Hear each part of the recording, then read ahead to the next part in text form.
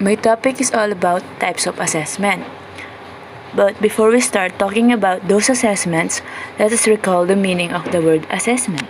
The word assessment in teaching and learning is the process of documenting knowledge, skills, attitude, and beliefs, usually in measurable terms. The word assessment in teaching and learning refers to the act of collecting information and making judgments about students' knowledge. It is the act of gathering data on a daily basis in order to understand individual students' learning needs. Assessment can be done through recitation, observation, and performance tasks. So there are three types of assessment, which are the assessment as learning, assessment for learning, and the assessment of learning. First is assessment as learning. So assessment as learning occurs when students reflect on and monitor their progress to inform their future learning goals, and it is a formative assessment. So assessment as learning is a formative assessment wherein it focuses on the process and products of learning, and it is about reflecting on evidence of learning. This is part of the cycle where students and staff set learning goals, share learning intentions and success criteria, and evaluate their learning through self and peer assessment. So this form of assessment is crucial in helping students become lifelong learners. So here the learners are able to build knowledge of themselves as learners. In other words, they become more aware of how they learn. And assessment as learning is important. Yes, it helps the student to take responsibility for their learning, wherein they will seek information alone and the teacher will just be a facilitator. Students develop a sense of ownership and efficacy when they use teacher, peer, and self-assessment feedback to make adjustments, improvements, and changes to what they understand. So here, the learners are able to build knowledge of themselves as learners. In other words, they become more aware of how they learn. And for peer assessment to be successful, student must be provided with assistance and the opportunity to observe a model peer assessment session. Through peer assessment, students have the opportunity to become critical and creative thinkers who can clearly communicate ideas and thoughts to others. So, in assessment as learning, the students will become more aware of what they learn, how they learn, and what helps them learn. So, next is the assessment for learning. Assessment for learning occurs when teachers use inferences about students' progress to inform their teaching, and it is also a formative assessment. So in this form of assessment, it focuses on the gap between where a learner is in his/her learning or where he or she needs to be. Assessment for learning is ongoing assessment that allows teachers to monitor students on a day-to-day basis and modify their teaching based on what the students need to be successful. So, this form of assessment is designed to assist educators and students in improving learning, wherein teachers checks or monitor learning to determine what to do next and then provide suggestions of what to do. This assessment provides students with the timely, specific feedback that they need to make adjustments to their learning. So here in assessment for learning, teacher usually uses detailed, specific, and descriptive feedback to his students in order for them to improve learning. So in short, assessment for learning are those activities undertaken by teachers and or by their students which provide information to be used as feedback to modify the teaching and learning activities which they are engaged. So, in assessment for learning, students learn best when they understand clearly what they are trying to learn and what is expected to them, and when they are given feedback about the quality of their work and what they can do to make it better. Then, they also learn best when they are given advice about how to go about making improvements. And then, lastly, they learn best when they are fully involved in deciding what needs to be done next and who can give them help if they need it. So the last type of assessment is assessment of learning. Assessment of learning occurs when teachers use evidence of student learning to make judgments on student achievement against goals and standards. And since this type of assessment is a summative assessment, assessment of learning occur most often at the end of a unit of instruction. It's the time where the learners are being judged based on what they have shown or did. So, unlike in assessment for learning, here in the assessment of learning, the teacher checked what has been learned. In assessment for learning, they usually compare the student's learning with other students' learning. And it is presented in a periodic report. And assessment of learning usually compiles data into a single number, score, or mark as part of a formal report.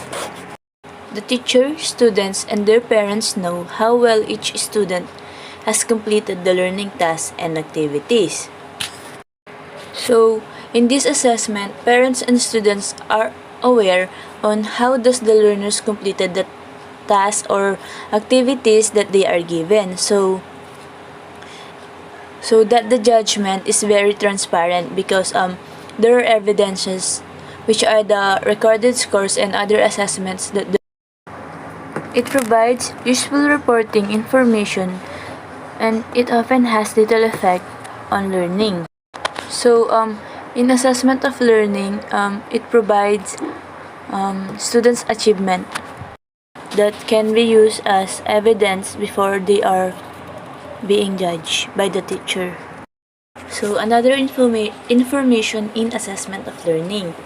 So, assessment for learning provides an arena for the management and planning of assessment and for teachers to work collaboratively with the evidence, wherein it connects assessment with the curriculum. In this assessment, remember that judgment about students' learning need to be dependable. This means that judgment should be valid based on sound criteria. They should also be reliable, which is the accuracy of assessment and practice. And lastly, judgments should be comparable where they stand up when compared to judgments on other departments or other school. So again, assessment as learning. Anong Tagalog ng as? Bilang. So, assessment as learning, assessment bilang pagkatuto. Ito ay formative assessment din na ginagawa ng mga bata at mga teachers, and for teachers and students, this is a continuous learning process, and yung purpose nito is to assess their own learning. Kunwari ako yung student, i-assess ko kung ano na yung mga natutunan ko and kung saan ako matututo and kung paano ako matututo. So, next is assessment for learning. So, question, ano ang Tagalog ng for? Para sa, di ba? Hindi apat ha. So, assessment for learning, para sa pagkatuto, tandaan. Assessment for, this is the before instruction or bago tayo magturo, ito yung ginagawa natin. So, anong example natin dito? Formative test, placement test, and diagnostic test. Para saan yung mga yon? To certify the mastery of the prerequisite skills or prerequisite knowledge. Ginagawa natin ito para makita natin kung na-achieve na ba ng mga bata yung mga topics or knowledge na dapat alam na nila bago tayo mag-introduce ng bagong topics. Example dyan ay yung mga quizzes. Para saan pa? Para ma-check natin yung progress ng bata kung gaano nakarami yung natutunan nila and yung kanilang learning gaps, yung mga kanilang di pa natututunan. So, yun yung sa assessment for learning. Ano yung purpose nun? To improve learning and teaching. Then last is yung assessment of learning. Question ulit, anong Tagalog ng of ng assessment ng pagkatuto. So, para mas madaling maintindihan, ano siya, assessment ng natutunan. So, this is done naman after the instruction. In here, we have the summative test. So, para saan yun? So, it is to assess what students have learned, kung ano na po yung mga natutunan nila within the quarter. Example dyan is yung chapter test, unit test, quarter test. Yun yung mga assessment na nire-record natin. Purpose naman ng assessment of learning is to certify students' competence, kung na-acquire na ba ng mga bata yung competence na sinet mo within your quarter. Learner needs endless feedback more than they need endless teaching.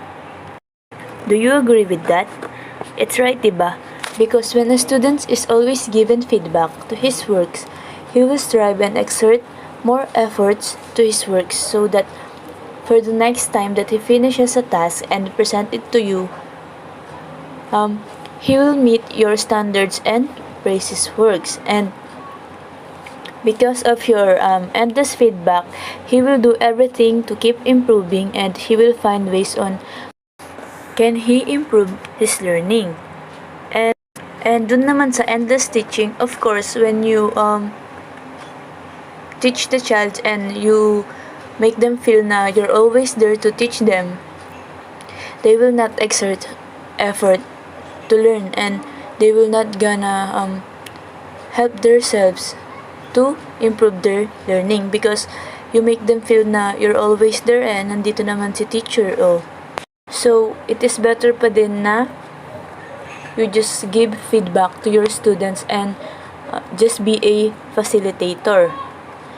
Let them seek information on their own so that they can be responsible on their learning. It will help them in their future. And sabi nga ni Maria Montessori, never help a child with a task at which he feels he can succeed. So, thank you for listening, and I hope you learned something from me. God bless.